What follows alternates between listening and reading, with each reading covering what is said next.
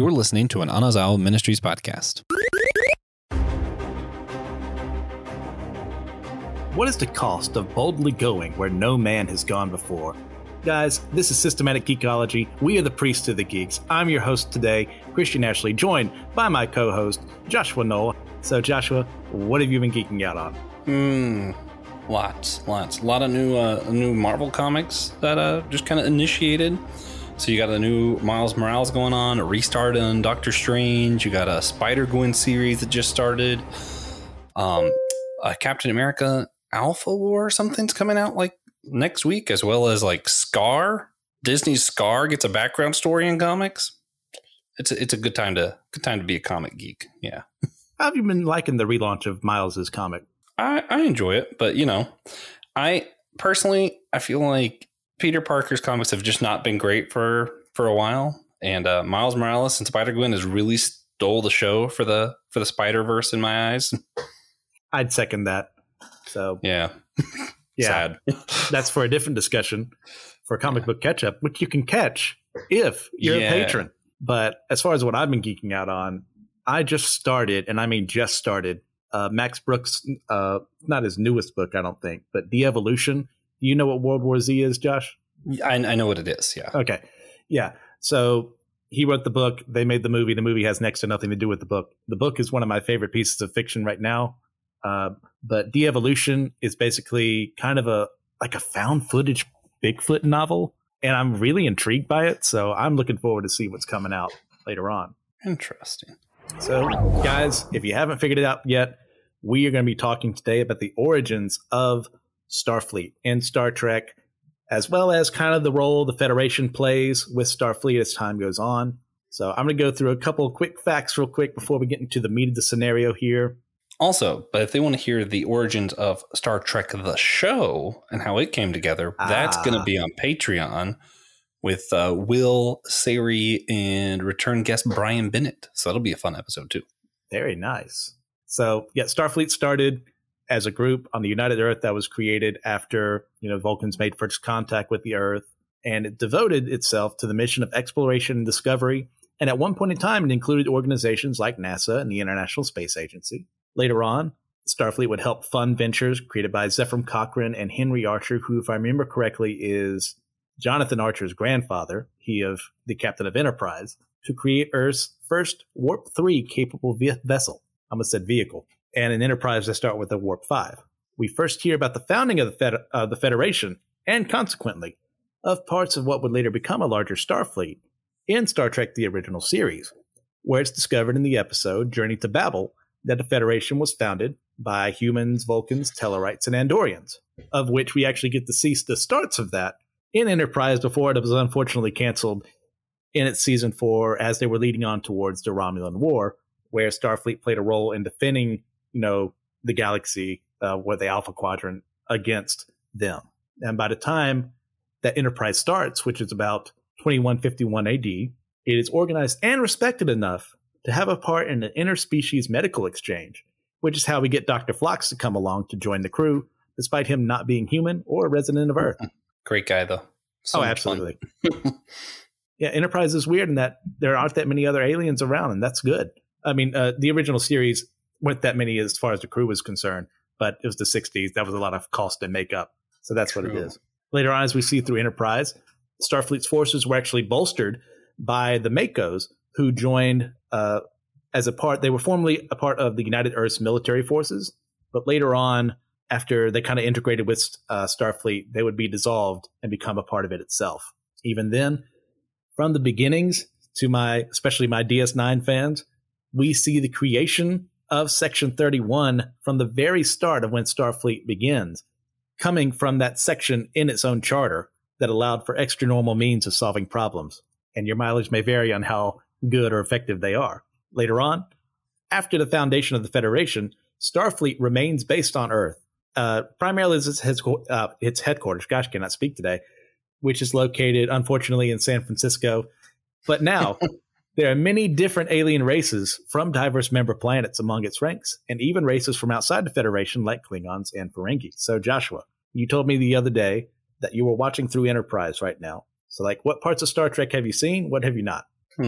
Great question. um, let's see. I grew up watching the original movies. So the Okay. original series of movies. I've seen some of the original series, but that's a little grating to get through. Just, I'm used to different technology. Okay. I've seen the first 2 seasons of Next Gen many times because I've never seemed to get past those 2 seasons, and then I forget that I'm watching it, and I go back to try and start again, and eventually I gave up. Next Gen, just for whatever reason, it's not that I don't like it. It's just, I guess it's not my speed. I just forget that I'm watching it every time I try. I've seen Deep Space Nine, love Deep Space Nine, Lower Decks, Strange New Worlds, and Discovery, I think is the other one. It's just Discovery. That's the one with the female captain, and it's very Star Warsy for the first season. Pretty much. Am I thinking right? Yeah. That's the one that I think Will needs to watch if he's listening. Will, you got to watch Discovery. That's like, and then of course the J.J. Abrams movies. But yes, we don't talk about those unless you will. Is there anything you're looking forward to you haven't gotten to yet? Really, Deep Space Nine was the big one. I kept telling myself I had to finish Next Gen before I got to it, and then I eventually accepted that that's just not going to happen. Man, it's so good. Also, all of the new seasons of Lower Decks I'm excited for, and Strange New Worlds. Those two are like some of my favorite current shows. They're awesome. Yeah, I need to get into Strange New Worlds. I was really burnt out by New Trek ever since Discovery came out. I was not its biggest fan, and the first 2 seasons of Picard were not my cup of tea either. But what is happening in season 3 of Picard right now, I'm really positive on. So I'm looking forward to that. And as far as so much bad about the first 2 seasons that I'm like, I just don't know if I'm willing to sit through that to get to season 3. That's okay. Mama didn't raise no quitter, so I keep going as much as it hurts. And especially speaking of hurt, the first 2 seasons of Next Generation, they're really finding themselves. And in my opinion, they're the weakest of the seasons. So if you ever get back into it, you're going to enjoy it. I swear. I just, I feel like I try every couple of years and just never sticks. Next time I'll just start at season 3. Just screw it. There we go. All right. So I have a hypothetical for you, Joshua. Okay. Say humanity is able to get out into the stars. We can make contact with other sapient life out there. God has just, spread them all over the cosmos. Do you think it's possible for us to create an organization like Starfleet and the Federation, or are humans just too far gone to do so? I think this whole question's a blasphemy. God clearly didn't say he created other life. He said he created life on Earth. He would have told us if there were aliens, right? Sorry. You mean like he buried those dragons in the dirt and to make us think that dinosaurs were real? Yeah. I just hate all those arguments so much. In all seriousness, man, I think it depends. I think part of, and this is going to be something I'm sure they talk more about on the Patreon episode, but part of what Gene Roddenberry originally envisioned when he created the first Star Trek series, it starts with this premise of there's a hopeful future. There's, this world where Starfleet exists and humans are good, basically. And to him, the barrier for us getting there is time and religion. So remove all religion. Humans don't have religion anymore. Then humans will be better over time, was sort of basically his premise. Obviously, I don't think that, as a Christian, I'm like, yeah, and I don't quite buy into that. I think we have different barriers. And I think the biggest one, this is where I'm going to sound like a socialist, but I don't really agree with it either. But I think right now our biggest barrier is probably capitalism. Mm-hmm. We live in a system and learn in a system, thrive in this system where everything's just based on you doing better than the other guy. And as long as that's true, we're never going to be able to do the scientific jumps to get there. And then even if we did, we meet other species, our mindset is still, we got to do better than the other guy, which is why you have all this, like, this is just my little side rant of why we have terrible politics on some things where it's like, oh, well, we got to be good competitors with the other countries.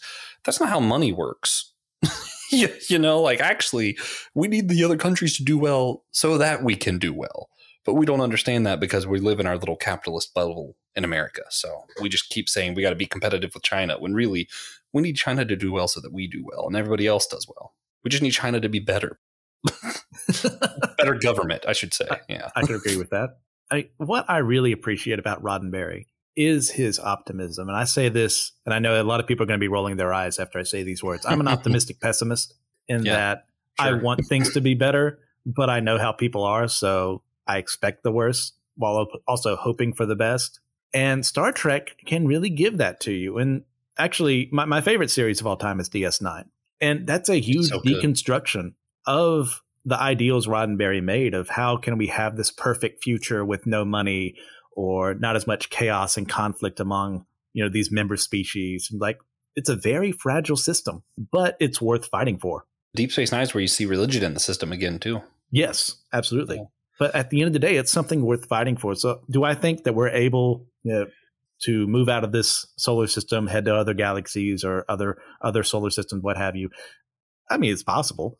And could God have created other life there? Absolutely, he could have. He's far too creative, in my opinion, to stop with just us. I mean, if I were him, I wouldn't stop with us.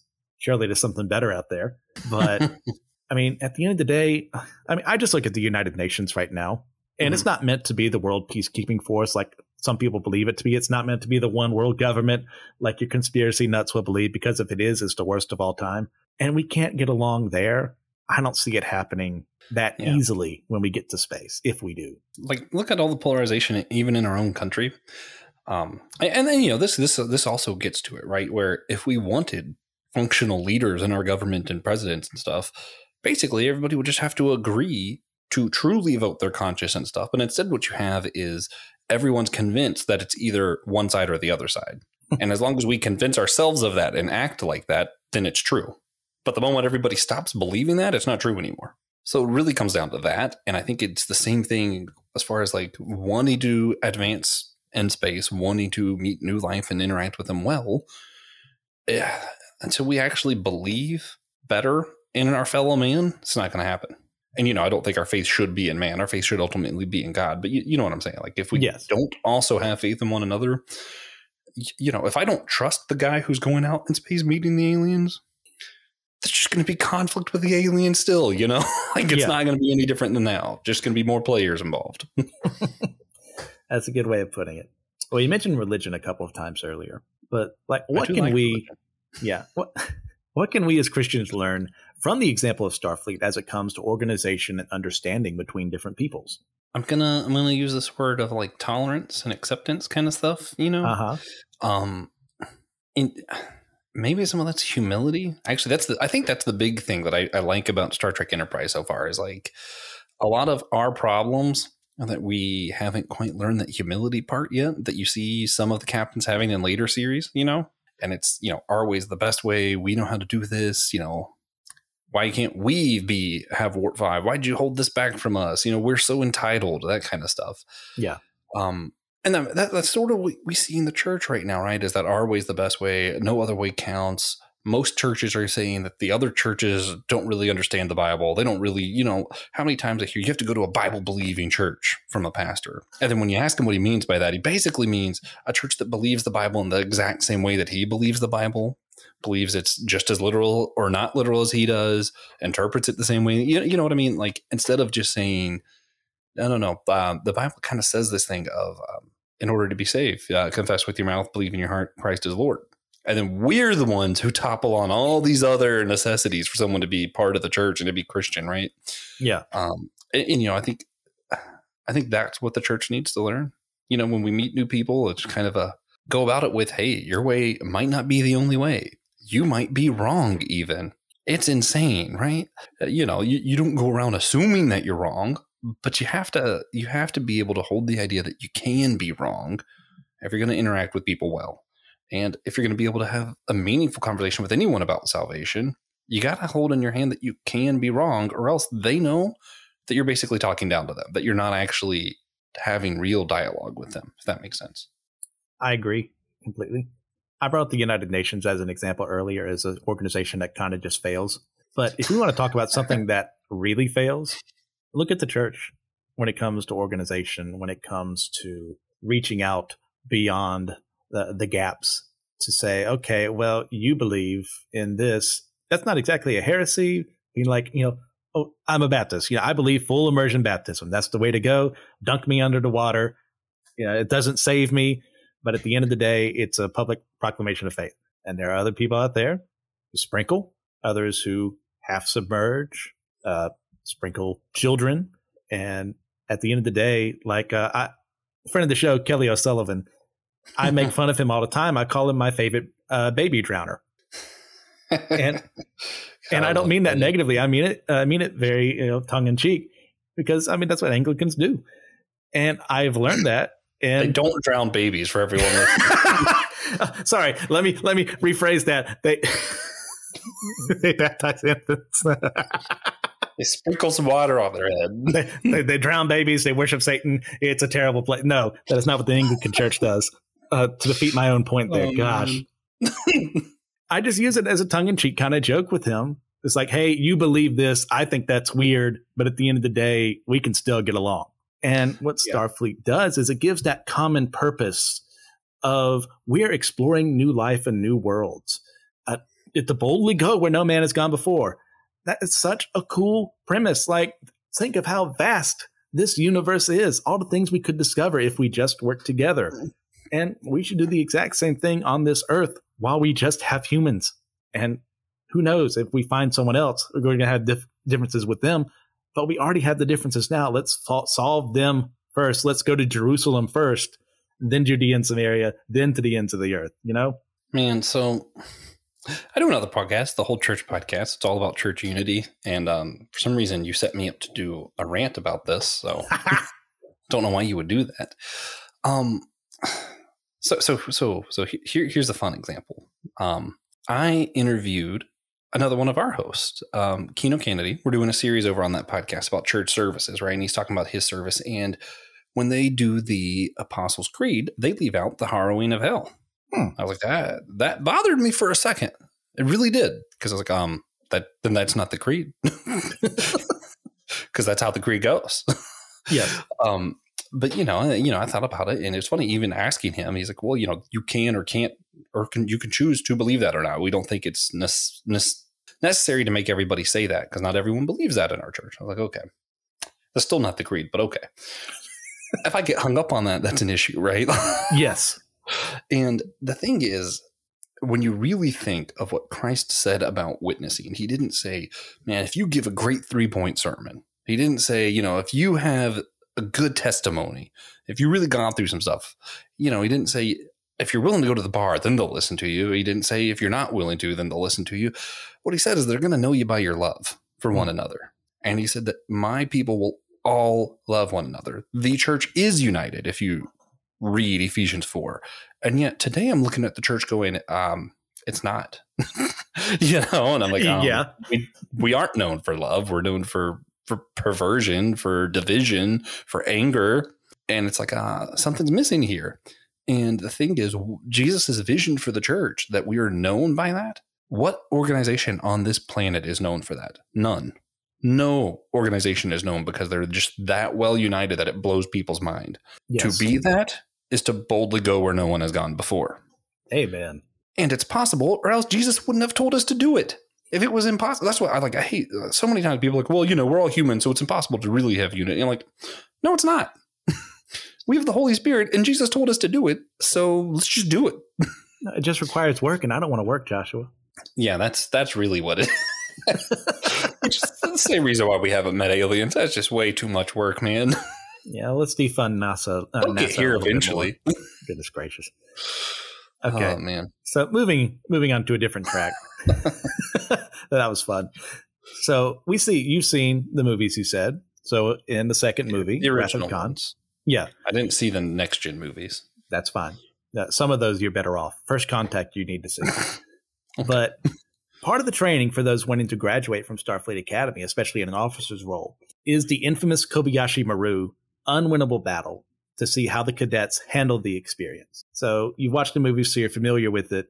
Like, how would you handle being put in this no-win scenario? Or do you need me to elaborate more? It's been a while. Yeah, go ahead and elaborate more. So depending on your time and place, there's a ship that's calling out, send out a distress signal around inside the neutral zone. Could be the Klingon neutral zone or the Romulan neutral zone. You bring your ship there. You're assigned to go rescue the people. Then as soon as you go there, you get closer. 3 ships decloak. They're either Klingon or Romulan, depending once again on the timeline. And you're outnumbered. You're outgunned. You don't know if this is a trap. Probably is a trap. And the choices are, like, what do you do in the situation? Mm-hmm.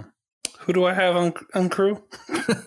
You have your fellow cadets who you assume would be talented Starfleet employees at that point in time. But like no specifics. There's not somebody I could just ask on team. Oh, no. You've got like next to no time to plan this. You know, I got to say, I'm probably leaving the situation. Okay. I'll probably try to come back later for the rescue, but as is, it seems like I put more lives at danger than I have potential to save if I engage. Yes. I mean, that's certainly one way of going. Answer? Yes. I mean, there are multiple ways of going about this. In that scenario, it's before, like, if anyone ever suspects it being a trap and tries to flee, like, your crew will mutiny against you. But in that moment when they appear, like they're attacking you, it's a valid reason for you to flee from that battle. Me, I mean, other than reprogramming the system like Kirk does, I'm not that talented with computers. I would probably just use that other ship as a shield. And if I could, try and fight. And if not, we're getting the heck out of there. And I'm going to try and rescue as many people as possible. But chances are I'm still going to die in that mission. Yeah. See, if there were less people on, like if it was just me on the board, you know, like if I'm like just driving like a Star Fox's ship for some reason, I'm just fighting them. Like, okay. Sure, I put my life on the line for somebody else, sure. But if you're asking me to put my crew's life on the line, that's a little dicier. Yeah. Yeah. So, I mean, infamously, like Kirk, like I mentioned before, he reprogrammed the system to where, yeah. They were all in awe of who he was. They feared the great Captain Kirk. So they fled the battle, even though they outnumbered him 3-1. And like one of the things he says in that film is that he doesn't believe in a no-win scenario. And I believe later on in the Avengers, Iron Man says something very similar to Cap. And well, sometimes, unfortunately, there is a no-win scenario. And at the end of the day, we just got to take that L. And that's one of the things they try. That's why it's part of the training in Starfleet is to put you in that scenario and see where your mind goes. So do either of us pass? I mean, the goal, yeah. The goal is to see what you do. So unless you do something like highly treasonous, like, hey, we're going to join your side now, or like you blow up. There's actually been some cases, I think in extra canon, where people have blown up the Kobayashi Maru because in their minds, oh, it's obviously been set up. The survivors are dead. And if I kill them now, it's a mercy killing because they'll just end up in a Klingon/Romulan prison. And there's been like, okay, we may have to do an ethical concern with you, but you pass. So it's just to see what you do in that scenario. You know, I suppose it would be possible to pretend like you're on their side just long enough to get what you need and leave. I'm sure there's scenarios. Yeah. Yeah. So that's that. Another thing that's kind of brought up within Starfleet itself is when people get higher positions, like there's a classic trope in Star Trek of an admiral who abuses their authority, goes mad with power to hinder the actions of the people under their command, or even sometimes they commit outright treason, like with Admiral Jameson in TNG as he's selling weapons to escalate a conflict. And we get Admiral Layton in DS9 acting in tremendously bad faith to declare martial law on Earth due to the changeling threat. Like, what is it about power, being in power, that causes people to go rogue? And what can we do to prevent this in our own lives, if possible at all? You know, I think it's interesting that you kind of see a few times, which I know this happened a bunch of them, but the one I like the most is Lower Deck so far, honestly. So you see Captain Mariner often is in this situation where people think that's what's happening, or something suggests that that's what's happening. She just doesn't really care what people think. Yes. But then it's kind of revealed that the exact opposite is happening, that everybody else is doing that, and she's trying to protect her crew. And I think, are we trying to figure out how we can prevent that ourselves from becoming power hungry, or are we trying to prevent other people from becoming power hungry? Because that's two different things. I mean, ourselves too, but I was thinking when I was primarily writing this question, like, say those of us who are not in a leadership position at the moment, and we see aspects of a pastor or a deacon or a missionary or what have you, that seems questionable.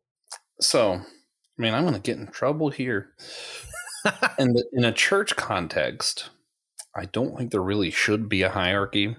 We're all a kingdom of priests. We're all priests, priesthood of all believers. Hierarchy just shouldn't be a thing. Sorry. That's just my belief. It's okay if you don't agree with me. I go to a church with a hierarchy. I understand the need for organization. It's a human thing. It's okay. It's just not something I think should happen, but I think it's okay. Permissible, but not preferable.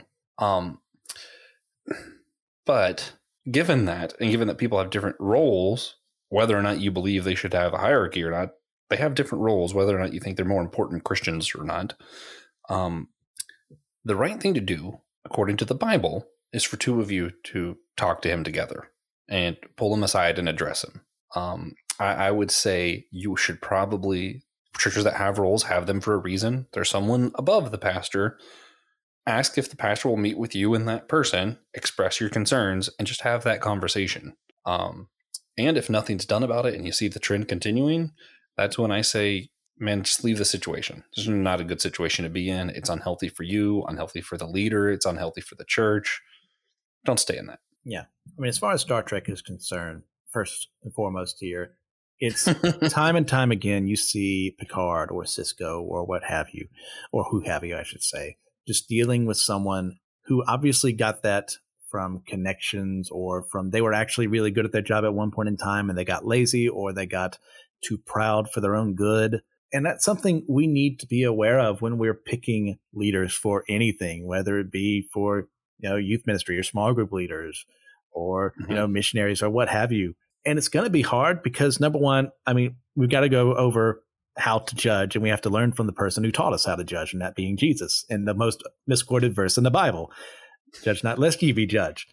Like, no, Jesus is teaching us how to judge there. In you deal with your sin, you bring it to God, you ask for forgiveness, then you worry about the speck in your brother's eye, taking out the log in your own. Whenever you are in a position or this is a thing, whenever we're choosing our leaders in the first place, much like, bodily health, typically the best thing to do is preventative care. Watch the language someone uses. Are they saying, I want to bring glory to God, I want to do this, I want to help the church, I want to blah? How many I's are they using in their sentence? Or are they more, God called me to do this, and I think this is the best way I can bring glory to him? Or are they putting God's name first? Are they saying God's name more than their own name? Are they talking more about the people that they care about? Or are they talking more about them and what they can do? And I think that's a big flag. That'd be a huge one. And like with many things, it's going to be trial and error because sometimes you'll suspect something and be completely off base. And there are going to be apologies you have to make after that. And other times you're going to get kicked out just for raising a fuss. And unfortunately, we're going to have to deal with that. I mean, that's a no-win scenario and as far as that church is concerned, but it's better for that church for something to be said and someone to stand up and be kicked out for it than to just blindly accept it and say nothing. Same thing goes for your worship songs. I hate worship songs that talk more about yourself and how you can lift God's name up high and rather than talking about God. It just bothers me so much. I'm not here to worship me. Sorry. That's perfectly fine. All right. So moving on to our next point. So one of many criticisms kind of thrown around against Starfleet, especially in a more modern era, is that it's seemingly this militaristic force that is there in addition to the exploratory and diplomatic things that Starfleet is known for. And some people feel that this inherently makes it a flawed system and it glorifies armed forces and its leaders. Like, do you agree with those ideas? You have something else you want to add to that? Yeah, we see Star Trek happening in real time with the Space Force right now. Look at the logo. It's wild. They didn't even try to hide it. Yeah. Which, I mean, as we go into space, we're going to need something like that, unfortunately. Yeah, well, the idea is to explore. And as we explore, I don't know, you get into just war kind of theory, right? Yes. When you meet new people and you see that they're being persecuted, you see that something terrible is happening out there in the universe, you have the power to do something. Now I'm sounding like Uncle Ben. And you choose not to do it. That's your responsibility. With more power comes more responsibility. So as we get this technology and ability to go places, we also have this ability to protect more people. I think if the ability's there, you have to do it. When it comes to the Star Trek canon, when the Makos were first introduced in Enterprise, I was like, finally, this makes sense. You're exploring all these other planets. Why doesn't Kirk? Why doesn't Picard have this force of people whose job it is to defend and protect them while they're on these exploratory missions in a military kind of setting, because they're going to places sometimes that are very hostile.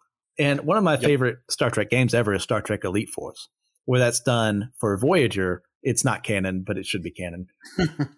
And its sequel as well.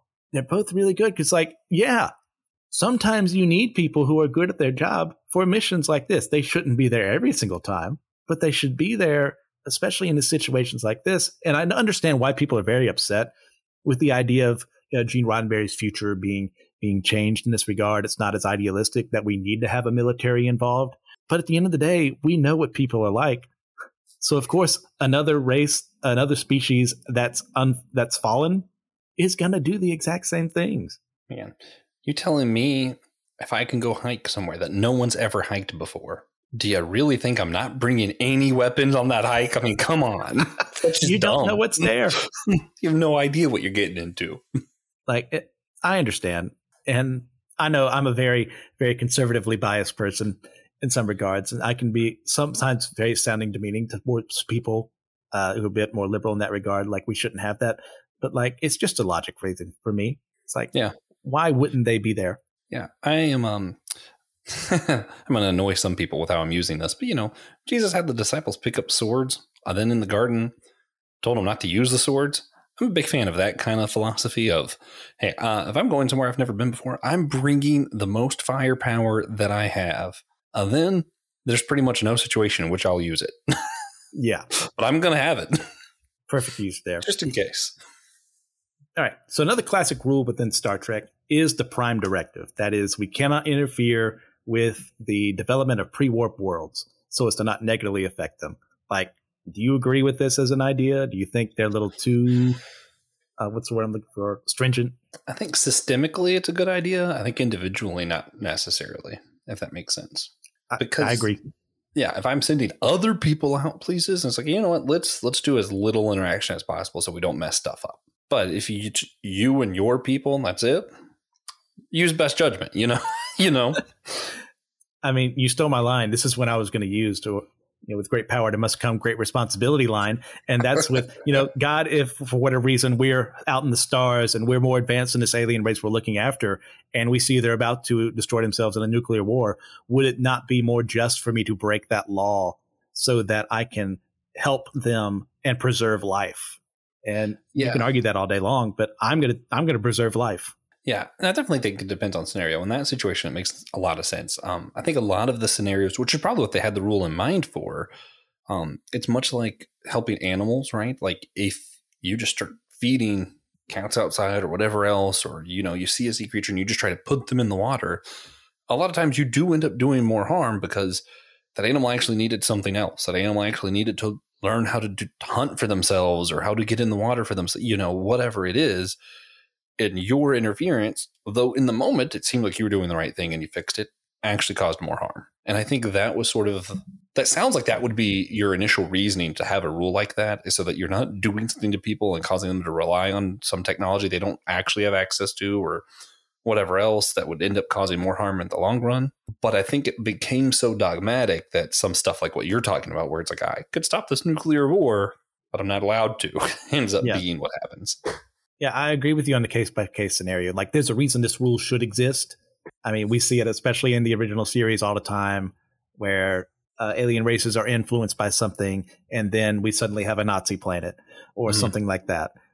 And it's a ridiculous idea, but at the same time, it's so easy to see how that could happen with uncontacted tribes and cultures. The same thing could happen, is that they could be negatively affected by something they don't have the context for being away from everything. Yeah. Well, and if it's a completely new species that you're interacting with, much like how we found out that certain lights throw off how turtles navigate and we ended up destroying the turtle population, you have no idea. You go to this species and it turns out certain sounds that humans make completely destroy their way of existing. And it's like, oh man, clearly didn't intend that, but there was no way for you to know. That's a really good point. So next up. Thanks. Yeah. I mean, I agree with you. Like, what else can I say? Hidden in the shadows, we see, especially starting with DS9, because that's where they originate from, is Section 31, a clandestine group devoted to the preservation of Starfleet and the Federation at any cost. Does the world need groups like this to exist in order to maintain peace, or are we diluting our values to allow something like it to continue existing?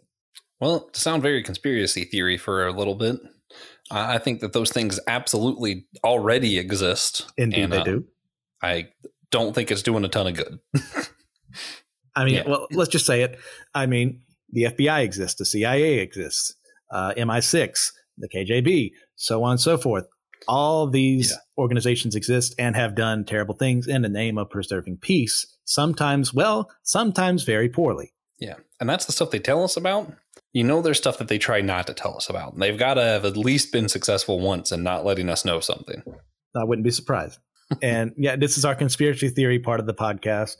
And look, at the end of the day, I am glad the FBI exists. I am glad the CIA exists. But we definitely need more overhead, more oversight into some of the things they're doing, because we can't just have people being toppled simply because they're not playing well with the rest of us or what we say the rest of us should be doing. Also, people seem to not understand that organizations also are like children. You keep telling the child it can't do a thing or it's going to hurt itself. It can't put your hand on the stove or it's going to hurt itself. And every time it goes to put its hand on the stove, you just turn the stove off. Eventually that child grows up and burns its hand on a stove. If you don't ever do anything to correct them and just tell them things, people just keep doing the wrong thing and eventually they get burned. Learned that a lot hiking with people and camping with people. Sometimes you just got to let people make their own mistakes and let them suffer for it. I know that sounds awful. It's kind of true unless they want to suffer something worse later on. And that's where I'm anti-government bailouts. I hate the constant raising of the deficit and just constantly getting more debt. It's just stupid. I'll second that. And as someone who's had to work with a lot of children before, even though it pains me, I let them get hurt. Because then most of them, there's some really stupid kids out there, I'm very sorry to say, and I love them dearly. Most of them will learn, I shouldn't do this, even though I was told 10 times over not to do this. Now that I've experienced it, I know not to do this. Yep. So is the moral of this Origin of Starfleet's episode that we need to let Starfleet burn? Saying no, just like any created human system, there are flaws and there are great things about it. And we should praise the good, vilify the evil. I do have a question for you, though. Go for it. Since this is part of our Origin series, I want to really hone in on the Origin part. Yes. Enterprise, especially even in the introduction, how it shows technology advancing and what is that called? Anyway, I thought it was really cool. Do you think that it's realistic, the outline they show of where humanity is and where it would be for Starfleet to start? As far as the general steps of technology it would take to get there, okay. The general attitude, because I thought that those guys were very American. Starfleet, in Enterprise, I was like, well, Roddenberry doesn't seem too far off of people's ideas today. Yeah. Roddenberry, when he was creating the original series, he was very influenced by the Navy and how it ran things, and that's why you see, especially early on, the militaristic attitudes, even as liberal as he could be at times, that Starfleet would have, that the Enterprise would do. And as far as the technology goes and how we as humans go about it, the unification, I don't think, is ever completely possible. Unless there's somehow a one world government or even a couple that somehow make everything work together and not a dictatorship kind of way. And I just don't believe that is going to happen by, let's say, quote unquote, the good guys in this world. Yeah. It feels like it's missing a step to me of between here and Enterprise, but Enterprise really does feel like a good in between of here and the original series, where I'm like, okay, yeah, I could see that this is where humans would act, and I can see how where they are from Enterprise becomes the original series Star Trek. Well, speaking that's of just origins, how we get to Enterprise is where I'm like, I don't know about that jump. Well, one thing that could help you there is by watching Star Trek First Contact, where we see it's a time travel movie, and we see part of that where humanity after the Third World War is devastated. And and we've had a lot of different people, a lot of dictators rise up, and people just want something to hope in again. And that's one of the themes of the film is finding that hope. So obviously, as cynical as I'm going to get here, I don't think that's ever going to happen. But for what happens for eventually Enterprise, the Vulcans establishing first contact with us, I'm sorry, that's a 30-year-old spoiler. Dang. You're still going to watch the movie. And maybe not. like them helping us ascend is how we're able to get to the point in Enterprise. Okay, see, I could see that. Because I'm thinking of like post 9/11, which, by the way, there's a really good podcast of like 9/12 or like the day after 9/11 or something. I forget what it's called, but it's great. But just how America came together, even though it was for a short period of time, I could see something devastating enough happening to our planet that maybe we come together a little bit more. And if it just happens to be the right timing, that's when a race like the Vulcans come in, that they could help guide us the right way from there. Maybe that does make sense. It's like it's sort of like the like the really bad analogy pastors do of evolution, where like when they want to say evolution's bad, it's like, well, it'll be like dough just happening to fall, and then eggs, and then milk, and then someone just stirred it, and it just became donut. And I'm like, okay, that's not what evolution is, but okay, that is what this would be, though. Yes, and there would be minds behind that process. Oh yeah, because as someone who is big into microevolution, not macroevolution, like I still understand the point that evolution is not goal oriented. So we got on the different path here. And that's unfortunately what a lot of Christians look at evolution as. That's not how it works. It is random change by every definition of the word. Yeah, random change. And then the worst things just die. It's not that the best things live as much as it's the worst things die. That's where I think survival of the fittest was too positive of a phrase. That's where people get confused. It's literally, it should be more like the devastation of the least fit. Welcome to our Evolution Origins podcast, where instead of Star Trek, we discuss Darwin. All right, part 2. All right. So, Josh, anything you want to add to this before we wrap up? The rest of Darwin's story after he came up with the theory of evolution is really sad, and you should read about it and learn from it. Yeah, enough. Darwin Origins. Nowhere near as good as Darkwing Origins. Oh my gosh. He did it. He took 47 minutes, at least of this recording, and he did it. Wow. Okay. Is that your recommendation, Josh? No. If we're going to wrap up, do it our recommendations. The Bird King by G. Willow Wilson. It's a novel. It's like roughly 400 pages. She is my favorite comic book author, so I just picked up one of her books. I was like, maybe she's good at this too. God, I swear, it's one of my favorite books I've read. And there's definitely some recency bias, but I'm also just like, man, I haven't been this captivated by a story in a really long time. So I got to recommend that one. Very nice. Let's see. The latest episode of Vinland Saga came out today, and I will say as a counter to Kino, who was very upset with the lack of violence, is that I actually really enjoyed the Farmland Saga part of Vinland Saga, as is establishing our characters after their life of violence. And now the violence is coming back in a very terrible way. It's like, oh, you want the violence back? Well, here's what's going to happen as a result of that. So I'm enjoying it immensely. I'm just messing with Kino. I think we both enjoyed the series. It's really fun. Check out Vinland Saga. I've already recommended it before, but I'll recommend it again. All right. So guys, thank you once again for listening to this. Please head out to our website at systematicgeekology.org to see our shop. You can also see little tabs for all the hosts there, like what we've been on, the things as well. There's also a section for you to send us future episode topics. We look forward to hearing more of those, like we've already gotten some in the past. As well, guys, we have a Discord. Join us there. We're more than happy to have you join in the conversations we're having there. We have a YouTube page at Systematic Geekology. Check that out. We have our YouTube. We have our Twitter. I already said YouTube. We have our Twitter, Patreon. Guys, if you want to help us out even further, please join the Patreon. We got a lot of cool stuff over there. A lot of good work is put into it. And guys, at the end of the day, remember, we are all a chosen people, a geekdom of priests.